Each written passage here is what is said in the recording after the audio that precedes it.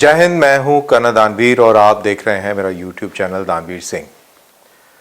मैं बात करने वाला हूं आज एक बहुत अहम खबर की और ये खबर आ रही है चमन बॉर्डर से। चमन बॉर्डर डूरेंट लाइन के ऊपर है। पाकिस्तान और अफगानिस्तान के बीच में ये बहुत अहम क्रॉसिंग है और इस क्रॉसिंग को लेकर कई बार विवाद हुआ है। बीते दिन ये क्रॉसिंग बंद भी रही और कई सारे फायरिंग के वाकयात पहले भी हो चुके हैं, लेकिन जो कल ये घटना घटी है ये बहुत ही सीरियस घटना है। इस घटना के अंदर मोर्टर और आर्टिलरी फायर भी हुआ है, जिसके अंदर 6 पाकिस्तानी शहरी मारे गए हैं। पाकिस्तान की तरफ से भी जवाबी कार्रवाई हुई और कंधार के गवर्नर के स्पोक्सपर्सन के मुताबिक 13 लोग वहां जख्मी हुए हैं और एक व्यक्ति वहां मारा गया है। 13 लोग जो जख्मी हुए हैं, इसके अंदर 10 अफगान बॉर्डर गार्ड्स हैं और 3 सिविलियन हैं। पाकिस्तान की तरफ से भी बहुत सख्त एहतजाज किया गया है, आपत्ति जताई गई है और प्रधानमंत्री शहबाज शरीफ ने भी काबुल को यह कहा है कि इस तरीके की आगे से घटनाएं नहीं होनी चाहिए। उन्होंने एक बहुत दिलचस्प शब्द का इस्तेमाल किया है, इंटरिम गवर्नमेंट। तो वो एक तरीके से ये दबी जुबान एक चेतावनी दे रहे हैं तालिबान की सरकार को कि आप अंतरिम सरकार है, आप असल सरकार नहीं है। बेसिकली पाकिस्तानियों की ही ये करनी है। पाकिस्तानियों ने तालिबान फाइटर्स को पाला और इस उम्मीद से पाला कि ये जो इन दोनों मुल्कों के बीच में मसला है डूरेंट लाइन का, ये मसला संभल जाए, सुलझ जाए।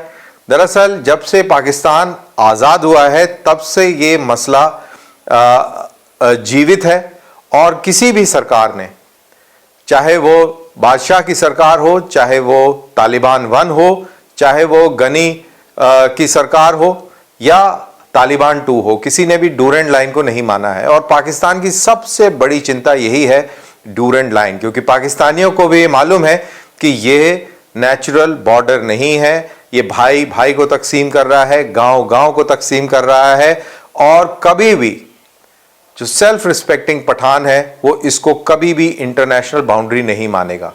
और यही कारण है कि पाकिस्तान ने कभी डूरेंट लाइन को उस तरीके से इंटरनेशनल बाउंड्री की तरह ट्रीट भी नहीं किया है। बात अलग है कि क्रॉसिंग पॉइंट्स हैं, लेकिन यह कहा जाता है कि यहां पर कोई भी इंटरनेशनल क्रॉसिंग की तरह इसको मैनेज नहीं किया जाता। बहुत सारे लोग आते हैं, जाते हैं और कहते हैं कि यहां पर बहुत सारे पैसे भी चलते हैं।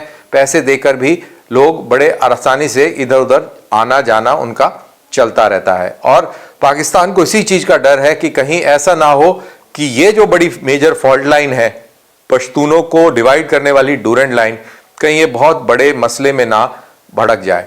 दरअसल अयूब खान ने भी अपने टैंक्स जलालाबाद में भेजे थे किसी जमाने में और तब से लेकर आज तक कुछ ना कुछ यहां पर हरकत इसी डूरेंट लाइन को लेकर चलती रही है। अभी जो तालिबान की सरकार है, पाकिस्तानियों ने बहुत जश्न मनाया था जब ये तालिबान की सरकार आई थी।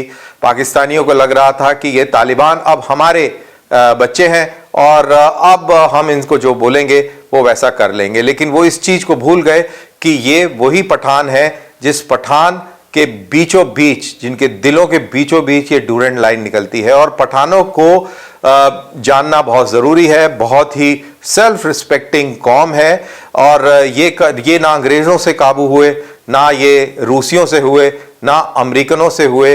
और पाकिस्तानियों की ये पता नहीं गलत फहमी कैसे हो गई कि ये तालिबान को अपना पिट्ठू बनाकर और अफगानिस्तान और पठानों के ऊपर काबू कर लेंगे और पठानों को प्रॉक्सी की तरह चलाएंगे। दरअसल इसके पीछे सैन्य दिमाग है, सैन्य दिमाग जिसमें तानाशाह की एक प्रवृत्ति है और उस प्रवृत्ति के चलते आम लोगों की राय, आम लोगों के सेंटिमेंट्स की कोई भी वैल्यू नहीं होती।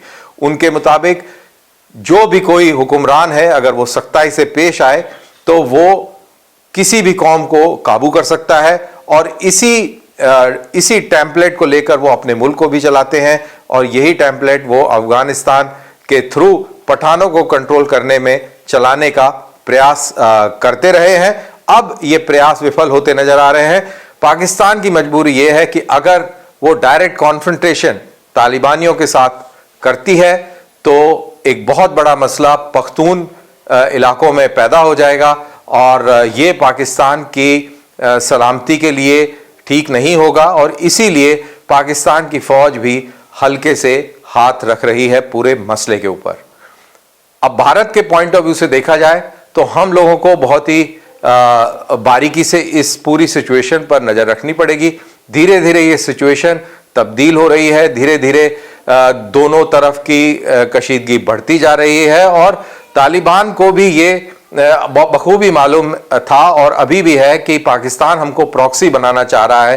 तालिबान ये जोखिम नहीं ले सकता क्योंकि जैसा मैंने कहा कि पख्तून बहुत खुद मुख्तार, बहुत ही सेल्फ रिस्पेक्टेड कौम है और अगर उनको लगा कि तालिबान की सरकार हमको बेच रही है तो वो एक पल में पासा पलट लेंगे और फिर तालिबान को जो सपोर्ट है अभी जो मिल रहा है मेजरली रूरल एरिया से वो मिलना बंद हो जाएगा।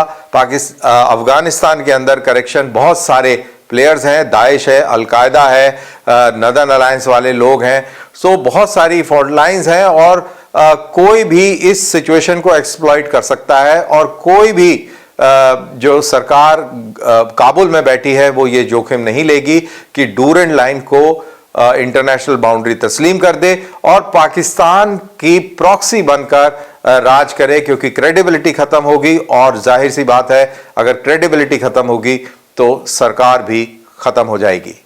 तो इसी के साथ ये मेरा वीडियो आज का समाप्त होता है। फिर इंतजार करते हैं किसी नई खबर का और उसके ऊपर करेंगे विश्लेषण। तब तक आप दीजिए मुझे इजाजत। जय हिंद।